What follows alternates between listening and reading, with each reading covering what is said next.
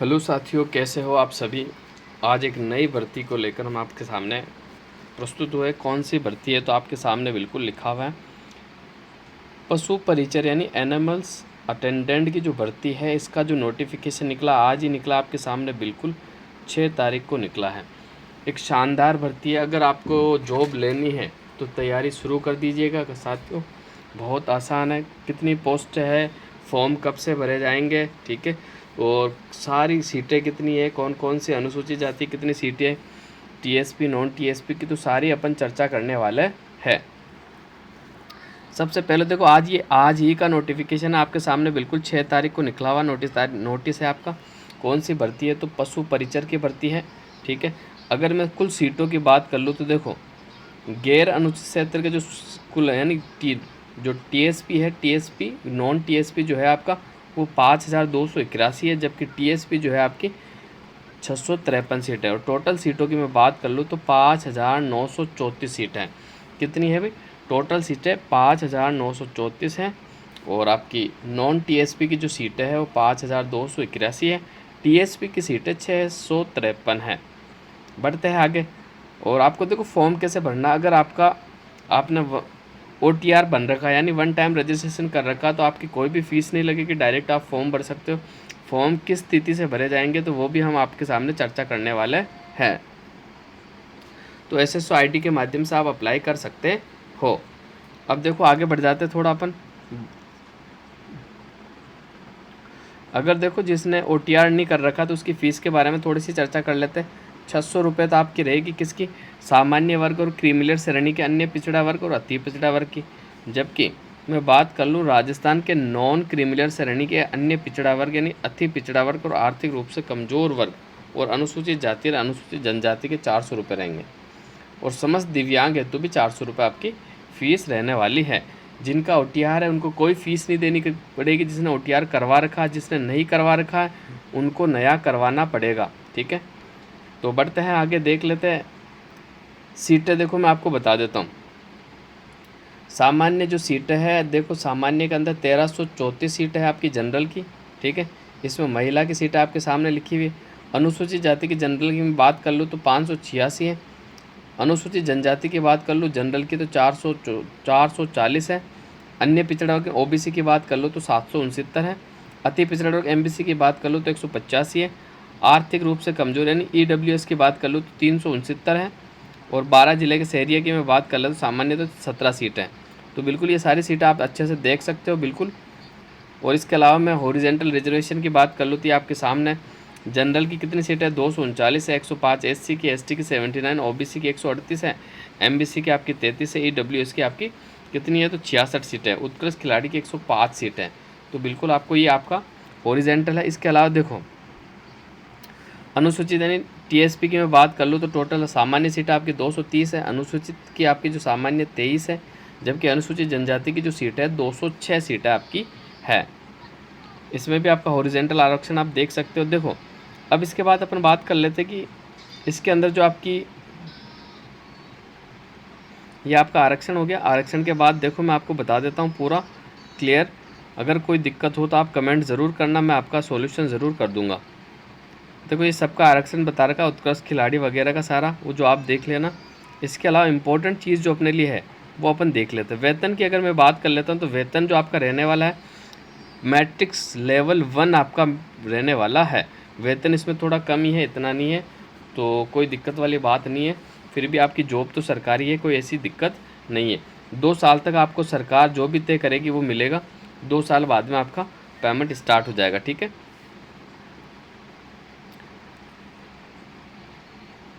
पात्रता और योग्यता की मैं बात कर लूँ तो देखो कौन एग्ज़ाम दे सकता है। भारत में विधि द्वारा स्थापित किसी मान्यता प्राप्त बोर्ड से सेकेंडरी या उसके तुल्य यानी जो 10वीं पास है और उसको हिंदी लैंग्वेज आती है तो वो फॉर्म भर सकता है। 10वीं पास है वो फॉर्म भर सकता है। जो 10वीं पास है वो बिल्कुल फॉर्म भर सकता है, बिल्कुल आपको याद रखना है। इसके अलावा मैं बात कर लेता हूँ तो देखो जो व्यक्ति पाठ्यक्रम के अंतिम वर्ष में परीक्षा में उपस्थित हुआ हो या सम्मिलित रहा हो, जो इन नियमों में उल्लेखित पदों के लिए शैक्षणिक योग्यता की आवश्यकता है, सीधी भर्ती के उक्त पदों के लिए आवेदन करने के लिए पात्र होगा, लेकिन उपयुक्त चयन एजेंसी की अपेक्षित शैक्षणिक योग्यता प्राप्त करने का प्रमाण पत्र प्रस्तुत करना होगा। मुख्य परीक्षा उपस्थित होने से पहले आपको लिखित परीक्षा और साक्षात्कार 2 चरणों के माध्यम से चयन किया जाएगा। ठीक है, साक्षात्कार में उपस्थित होने से पहले जहाँ लिखित परीक्षा और साक्षात्कार के माध्यम से चयन किया जाएगा, यानी जहाँ अगर लिखित और साक्षात्कार दोनों होता तो उसके बारे में बताया गया। ये आपकी डायरेक्ट भर्ती है, 150 नंबर की है, तो इसके अंदर आपका कोई साक्षात्कार कोई इंटरव्यू नहीं है, सीधी ही आपकी रिटर्न एग्जाम पे है भर्ती। आगे बढ़ जाते हैं। इसके अलावा अन्य योग्यता मैं बता देता हूँ कि वे स्वस्थ होना चाहिए। पशु शारीरिक पद के लिए जो उम्मीदवार है वो अच्छे मानसिक और शारीरिक रूप से स्वस्थ होना चाहिए, जो कि सभी हैं। ठीक है, इसके अलावा उसका चरित्र जो है बिल्कुल आपका चरित्र प्रमाण पत्र देना होगा उसको। ठीक है, आगे बढ़ते हैं। तो राष्ट्रीयता भारत का नागरिक हो, ये सारा बता दिया। आयु की मैं बात कर लेता हूँ, इंपॉर्टेंट है। तो 18 से 40 वर्ष आयु रहेगा। आयु क्या रहनी है भाई, 18 से 40 वर्ष का जो व्यक्ति है वो फॉर्म भर सकता है। इसके अलावा छूट भी दे रखी है, देखो 5 वर्ष की छूट है आपकी। SC ST अन्य पिछड़ा वर्ग, अति पिछड़ा वर्ग, आर्थिक रूप से कमजोर, उनको 5 वर्ष की छूट है। और सामान्य वर्ग की महिला को भी 5 वर्ष की छूट है। आगे बढ़ते हैं। और अपन इम्पोर्टेंट पेंशन वगैरह जो नए नियुक्त होने वाले कर्मचारियों के लिए नियमानुसार राज्य सरकार द्वारा देय पेंशन योजना लागू होगी। विवाह पंजीयन सर्टिफिकेट आपको देना। अब है कि ऑनलाइन फॉर्म कब से भरे जाएंगे, ये आपकी क्वेरी है। तो देखो 13 अक्टूबर 2023 से ऑनलाइन फॉर्म स्टार्ट होंगे, जो कि 11 नवंबर 2023 की रात्रि 11:59 तक फॉर्म आपके भरे जा सकते हैं। बिल्कुल आपको याद रखना, फॉर्म कब भरे जाएंगे, 13 अक्टूबर से आपके फॉर्म स्टार्ट होंगे, जो 11 नवंबर तक आपके फॉर्म भरे जाएंगे। अब थोड़ी सी सिलेबस की मैं चर्चा कर लेता हूँ गाइस। तो परीक्षा कौन से माह में होगी, सबसे बड़ी क्वेरी है। तो बिल्कुल आपके सामने लिखा हुआ है, अप्रैल से जून 2024 के मध्य आवंटित परीक्षा केंद्रों पर करवाई जाएगी। ठीक है, क्या बताया, संभावित माह अप्रैल से जून 2023 के मध्य, यानी अप्रैल से जून के मध्य आपका एग्ज़ाम होगा। फिक्स तारीख आपको नहीं बताई है। इसके अलावा अपन देख लेते हैं गाइज क्या, अब थोड़ा उस पर देख लेते हैं अपन, ये फॉर्म वगैरह आप भर लेना। ठीक है, तो मैं आपको बता देता हूँ। फाइनली सिलेबस पर अपन चर्चा कर लेते हैं कि सिलेबस आपका क्या रहने वाला है। तो ये देखो सिलेबस आपके सामने। परीक्षा की स्कीम की मैं बात कर लेता हूँ। तो परीक्षा की जो स्कीम है, इसके अंदर आपको टोटल 150 सवाल पूछे जाएंगे। कितने सवाल पूछे जाएंगे, 150 सवाल। भाग ए में 105 क्वेश्चन होंगे, भाग बे में आपके 45 क्वेश्चन होंगे। टोटल 3 घंटे परीक्षा की अवधि रहेगी आपकी। ठीक है, इसमें सभी जो प्रश्न है वो आपके एबीसीडी द्वारा पूछे जाएंगे। ठीक है, अधिकतम पूर्णांक अंक आपके 150 नंबर का पेपर होगा। एक सही उत्तर होने पर अधिकतम 1 नंबर, यानी प्रत्येक सवाल आपका 1 नंबर का होने वाला है। निगेटिव कितनी होगी, तो 1/4 आपकी निगेटिव होगी। न्यूनतम आपको 40% लाने होंगे, नहीं तो आप क्वालिफाई नहीं कर पाओगे, आपका सिलेक्शन बिल्कुल नहीं होगा। परीक्षा का जो स्तर रहेगा आपका सेकेंडरी, यानी 10वीं लेवल की आपकी परीक्षा रहने वाली है। अब अपन बात कर लेते हैं सिलेबस की, जो कि इंपॉर्टेंट है। सिलेबस बिल्कुल आपके सामने है। सिलेबस से पहले मैं आपको बता दूं, अगर आप वाकई में अगर सिलेक्शन लेना चाहते हो, पशु परिचर में आपको अगर नौकरी चाहिए, तो मेरे चैनल से आप जुड़ सकते हो। मेरे चैनल पर राजस्थान जीके के 2011 से लेकर 2023 तक के सभी पेपर हल करवाए हुए हैं। सभी पेपरों का सॉल्यूशन कर रखा है। अगर आपको वाकई में सिलेक्शन चाहिए तो आप प्लेलिस्ट मैंने बना रखी है। RSSB बोर्ड द्वारा एग्ज़ाम लिया जाएगा, तो RSSB बोर्ड के सारे पेपर मैंने हल करवा रखे हैं। अगर और बेहतरीन तैयारी करना चाहते हो तो RPSC के पेपर भी मैंने हल करवा रखे हैं। और आप इसके अलावा नए ज़िले की मैंने सीरीज़ भी शुरू कर दी, तो नए ज़िले भी मैं आपका साथ का साथ क्लियर कर लूँगा। तो आप मेरे चैनल को सब्सक्राइब करें और जाके देख लें कि कितना बेहतर कंटेंट मैंने आपके लिए उपलब्ध करवा रखा है। वाकई में अगर आपको सिलेक्शन लेना ही है तो आपको हमारे चैनल के साथ जुड़ना चाहिए। हमारे चैनल पर आपको बेहतरीन तैयारी करवाई जाएगी। इसके अलावा मैं भाग बे भी आपके लिए लाने वाला हूं, जो कि आपके लिए इंपॉर्टेंट रहने वाला। पूरा भाग बे 45 नंबर का मैं क्लियर करवाऊंगा। 45 में से 45 नंबर पूरे पक्के करने हैं, तो आप मेरे चैनल को ज़रूर सब्सक्राइब करें। उसके लिए मैं आपको समय समय पर कंटेंट उपलब्ध करवाता रहूँगा। तो देखो सिलेबस की बात कर ले तो भाग ए 70% का वेटेज रहने वाला, भाग बे का 30% का वेटेज रहने वाला। भाग ए के अंदर आपका क्या पूछा जाएगा, तो बिल्कुल गाइस आपको याद रखना है, राजस्थान राज्य के विशिष्ट संदर्भ के साथ माध्यमिक स्तर का सामान्य ज्ञान, जिसमें आपका दैनिक विज्ञान होगा, गणित होगा और सामाजिक अध्ययन होगा। ठीक है, इसके अलावा राजस्थान का भूगोल, राजस्थान का इतिहास, राजस्थान की कला एवं संस्कृति और समसामयिकी समाविष्ट होंगे। समाविष्ट यानी एक तो आपका करंट अफेयर यानी ऑल ओवर राजस्थान है, इसके अंदर एक तो गणित और एक विज्ञान। बाकी आपका राजस्थान भूगोल, राजस्थान कला और राजस्थान हिस्ट्री आपको कंप्लीट करनी होगी और करंट भी आपको पढ़ना होगा। इसके अलावा जो 30 नंबर का आपका जो पूछा जाएगा, तो आपको बिल्कुल याद रखना 45 नंबर का जो आपका है ये पेपर, इसके अंदर क्या क्या पूछा जाएगा, तो आपको पशुपालन संबंधित निम्न बिंदुओं को सामान्य ज्ञान में प्रदेश में पशुओं की प्रमुख देसी नस्लें, इसके बारे में पूछा जाएगा। कृत्रिम गर्भाधान, ठीक है, संकरण प्रजनन, दुग्ध दोहन, दुग्ध श्रवण काल, स्वच्छ दूध उत्पादन, पशु और कुक्कुट प्रबंधन, यानी जानवरों से रिलेटेड जो जानकारी है, जो बिल्कुल सामान्य यानी बेसिक नॉलेज है, उसके बारे में आपसे पूछा जाएगा।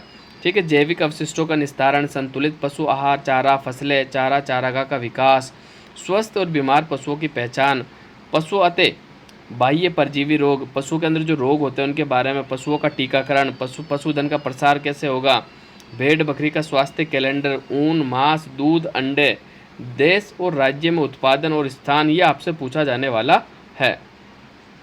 प्रति व्यक्ति दूध, मांस, अंडों की उपलब्धता और प्रति पशु दूध उत्पादकता और ऊन, कतरन, भार ढोने वाले पशु, वर्मी कंपोस्ट खाद और पशुओं के चमड़े हड्डियों का उपयोग, पशुओं की उम्र ज्ञात करना, पॉलीथीन से पशुओं का पर्यावरण को हानि, पशु बीमा, पशु करे, समय पर रखे जाने वाली सावधानियां, पशु मेले, पशु गणना, गौशाला प्रबंधन, साफ सफाई का महत्व, गोबर और मूत्र का उचित निष्पादन, पशुधन के उत्पादनों का विपणन, डेयरी विकास की जो गतिविधियां हैं, पशुपालन विभाग की जो प्रमुख योजनाएं हैं, ये सारा आपसे पूछा जाएगा भाग बे के अंदर। भाग बे जो आपका 45 नंबर का होगा, ठीक है, और भाग ए आपका 105 नंबर का होगा। टोटल आपका जो पेपर होने वाला गाइस 150 नंबर का पेपर होने वाला, पूरे ए बे से पूछे जाएंगे, एक सवाल आपका 1 नंबर का होगा। तो अगर आपको वाकई में नौकरी लगना है इस साल, अगर देखो अच्छे से तैयारी करो। आपका अभी देख लो, अभी आपका चल रहा है अक्टूबर, नवंबर, दिसंबर, ठीक है, 3 महीने ये, और जून तक अगर आप एग्ज़ाम होता है, जून अगर अपन लास्ट माने तो 6 महीने वो मान लो, आपके 6 महीने नहीं 5 ही मान लो, 8 महीने आपके पास पड़े। 8 महीने अगर आप मेरे से जुड़कर, मेरे चैनल के साथ जुड़कर तैयारी करते हो, तो वाकई में आपकी नौकरी के जो चांसेस है वो 100% है। क्योंकि राजस्थान जीके मैंने ऑलरेडी कंप्लीट करवा रखा, अब बस 45 नंबर आपको रटवाना है। तो रोज़ मैं आपके लिए अच्छे क्वेश्चंस, अच्छा कंटेंट उपलब्ध करवाता रहूँगा। सारा राजस्थान जीके बिल्कुल अपन क्लियर कर लेंगे, ठीक है गाइस। तो ये एक नई वैकेंसी थी आपके लिए, बहुत बड़ी खुशखबरी है। आपको फॉर्म भरना चाहिए और आज से ही तैयारी में लगना चाहिए। आपको इंतज़ार नहीं करना चाहिए कि भाई कब फॉर्म भरवाएंगे, अभी तो दिसंबर के बाद तैयारी करेंगे, बहुत सारा टाइम पड़ा, नहीं। आज से ही आपको रूटीन के साथ तैयारी शुरू कर देनी है। आप वाकई में अगर आपको नौकरी लगना ही है, ठीक है, तो आज से तैयारी शुरू कर दो। 8 महीने तैयारी के बहुत होते हैं, 8 महीने में तो आपकी जॉब पक्की हो जाएगी। और इसमें ये मत देखना कंपटीशन कम होगा, इसमें कंपटीशन बहुत ज़्यादा होगा, लाखों की तादाद में आपके बच्चे फॉर्म भरेंगे, कंपटीशन बहुत ज़्यादा। तो आपको एक अच्छा लेवल की तैयारी करनी होगी, उसी लेवल की तैयारी जो मैं अपने चैनल के ऊपर करवाऊंगा। और मेरिट वगैरह इसकी जो हाई रहने वाली, क्योंकि देखो इसमें सभी फॉर्म भरेंगे, ठीक है, जो आरएस की तैयारी कर रहा है वो भी फॉर्म भरेगा, जो एसआई की, क्योंकि राजस्थान में बेरोज़गारी ज़्यादा है, तो सभी बच्चे जो इंजीनियरिंग बच्चे जो कर रहे हैं सभी फॉर्म भरने वाले हैं। तो इसलिए मैं आपको यही बताना चाहूँगा गाइज़ कि आप भी इसको फॉर्म को भरें और अच्छे से तैयारी करें और रूटीन के साथ तैयारी स्टार्ट कर दें। और मैं इसके बारे में आपको जानकारी उपलब्ध करवाता रहूँगा। आज के लिए बस इतना ही। वीडियो को हम यही समाप्त करते हैं, अगले वीडियो में आपसे फिर मुलाकात होगी साथियों। धन्यवाद।